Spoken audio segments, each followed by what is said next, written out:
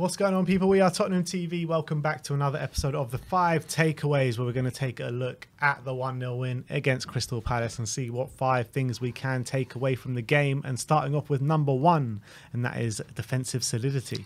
Yeah, and Spurs were much more solid defensively than they have been in recent weeks yesterday. And case in point, it was the lowest expected goals we've conceded throughout the whole season. It was really, the whole season? The whole season. Wow. It was our first clean sheet since February.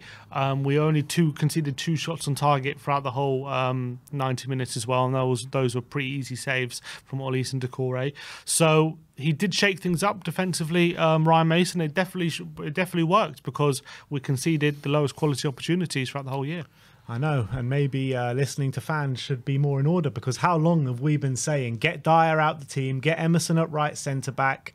And he did that yesterday, and we reaped the benefits of it. And like, it's no surprise to me that you take Dyer out of that team and put someone in defensively sound like Emerson, shift Romero into the middle, and you're going to see a lot better results. And that's exactly what we saw yesterday. And in terms of Romero, moving him into the centre of the back 3, I thought was absolutely brilliant. He really did step up for the team yesterday. And I think it was something that we were all worried about, because we saw him step into the middle of a back 3.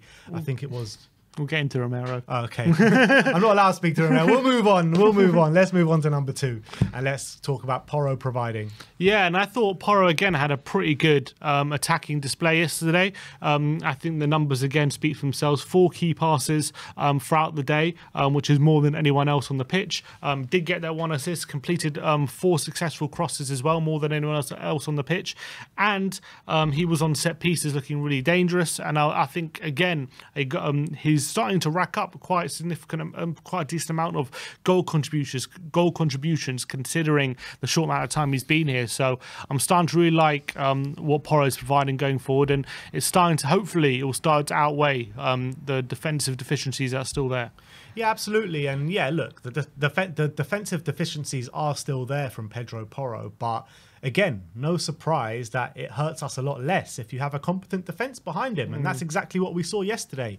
Romero and Emerson doing such a great job for backing up Pedro Porro yesterday. And it just let Pedro be unleashed up the pitch and really go and strut his stuff. And like you say, his set pieces yesterday were absolutely sensational. One of them came and Romero battered it against the bar. And the other one, his cross and the assist for Harry Kane was absolutely brilliant. So I'm loving what I'm seeing from Pedro Porro, and I kind of got the criticisms going his way because of his defensive flaws, but I always thought that once you get a better defense, you will see a much better Pedro Porro, and I thought that's exactly what we saw yesterday. 100%. And moving on to number 3, let's talk about faultless Romero this time. Here we go. So, yeah, I thought new position for Romero yesterday in the centre of the back 3. Comes with it the added responsibility of leading the line, being the central hub, so you can't leave too much space with the wide centre-backs, having to cover a lot of space out wide. So it adds that responsibility as well. And I thought he took that on and completely thrived in it. He made 3 tackles, 5 interceptions, 8 clearances. He also had 1 key pass, completed 3 of his 5 long passes, won 9 of his 12 duels as well. Hit the crossbar with a header from a corner. I thought it was an all-action display for Romero, but I thought it was a tempered display. I didn't think he was kind of overly aggressive. Didn't make any fouls as well, and no yellow cards, which is very unlike Romero. And I thought it was a pretty complete display, like on the ball and off the ball. I thought it was absolutely fantastic, and he really thrived in this new central role. Yeah, and it brings me back to my point, what I was saying before, like, if you put better players around him, you're going to see a better Cuti Romero. And you take Eric Dyer and having to worry about his mistakes every time he gets on the ball or any time the ball comes close to him, it takes away that worry. And I thought Emerson, Romero and Longley all worked really well together yesterday as a team. And the way he sets us up on the attacks as well was absolutely brilliant. No one else in that back line can do that for us. And look, we were all worried a little bit. There was always that little bit of worry of him moving into the middle of that back 3. But after seeing that performance yesterday, there's no worries about that anymore. Because we saw I think it was last season, I can't remember who it was against, but he did move into the middle of a back 3 and it just didn't work out the way we planned. But yesterday, it really did. And it was, like you say, an absolute faultless display from Cuti Romero. So onwards and upwards. Let's move on to number 4, and that is a change in Royal.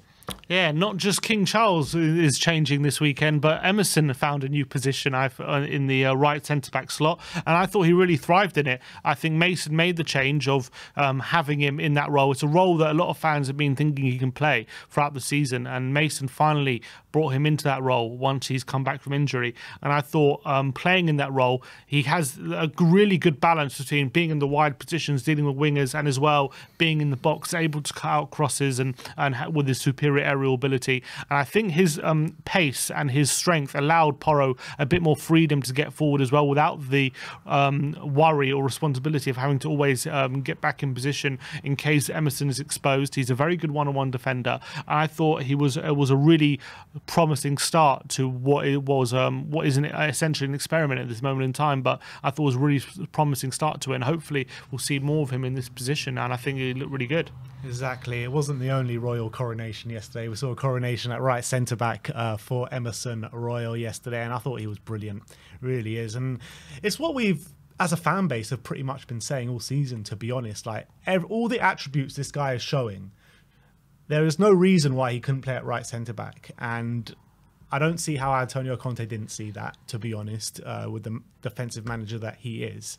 But it took for Mason to come in and actually do it, and we're reaping the benefits of it. And I think it's something that we're going to see from now until the end of the season, and be a welcome return to the bench for Eric Dyer, for in the eyes of us fans, to be honest. And with the defence of Emerson, Romero, and either Longley or Davis at that left centre-back role, I think it's going to show us some good defensive solidity from now until the end of the season. It will give us the best chance of getting what we need to get. And I hope it allows us to play a bit further up the pitch as well, not so deep, because I think when you've got Dyer there, you always have to be worried about those runs in behind. But if Emerson is covering with Romero, you just got to think that hopefully we could get further up the pitch without that worry that one long ball and Dyer's exposed. Yeah, exactly.